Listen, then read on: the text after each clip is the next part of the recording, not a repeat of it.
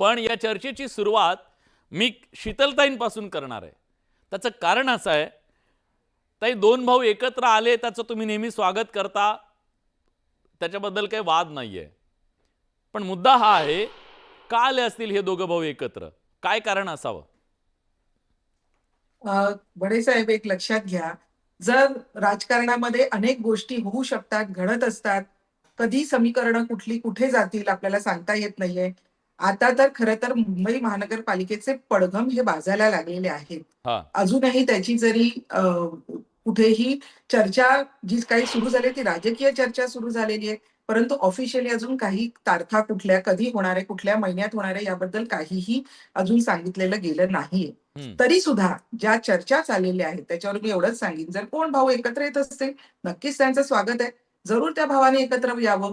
परंतु एकत्र येताना आम्ही लांब का गेलो हेही कधीतरी सांगावं. हम्म. कशा पद्धतीने मनसेचे 6 नगरसेवक हे उबाठाने चोरून नेले, हम्म. कशा पद्धतीने राज ठाकरेंच्या पाठीत तेव्हा खंजीर खुपसला गेला, याबद्दलही उत्तर महाराष्ट्राची जनतेला कधीतरी द्यावं.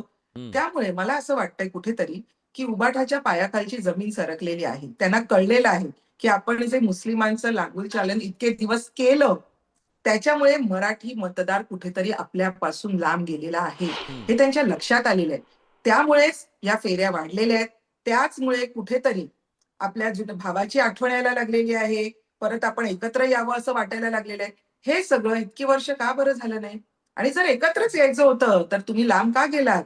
याचं सुद्धा उत्तर कधीतरी ठीक आहे, महाराष्ट्राच्या जनतेला मी देण्यात यावं. विचारतो ताई, मी विचारतो. महाजन सर, तुमच्या पायाखालची वाळू सरकली, राजकीय अस्तित्व धोक्यात आलं म्हणून भाऊ आठवला, असं विरोधक तुमचे म्हणतायत. खरंय का? ही मला राजकीय एका परियरता मला आहे का एका तुमची?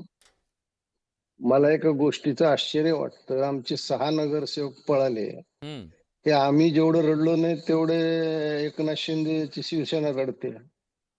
अहो ताई, त्यावेळेस एकनाथ शिंदेच उद्धव ठाकरेचे शिपासालार होते.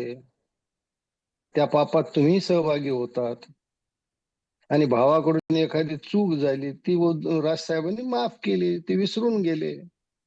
त्यात काय चूक झाली? आमच्या पायाखालची वाळू जर घसरली असं तुमचं वाटत असेल तर तुमचे सगळेजण तार्क स्वरात का बोलतायत? आमची वाळू घसरली, काय झाली आमचं आम्ही पाहू ना. मग तुम्हाला त्याची काय काळजी करण्याचं कारण आहे?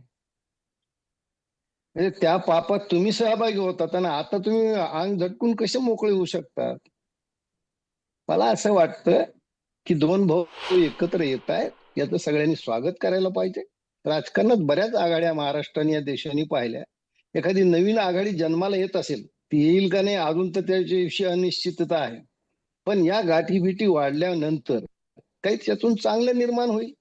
हा. राजकारणात एखादी चांगली गोष्ट होत असेल तर आपण सगळ्यांनी त्याचं स्वागत केलं पाहिजे. पण मी एक प्रश्न विचारतो शीतलताईंना. ताई, मला सांगाव, राज ठाकरे तुमच्या हातून का निसटले? म्हणजे मी असं म्हणतोय की तुम्ही प्रयत्न खूप केले, महाराष्ट्राने बघितलं, खूप गोष्टी झाल्या, तुम्ही प्रयत्न केले नाहीत असं नाही, पण तुम्हाला काय वाटतं? एक लक्षात घ्या, की आता ह्या फक्त चर्चा चाललेल्या आहेत.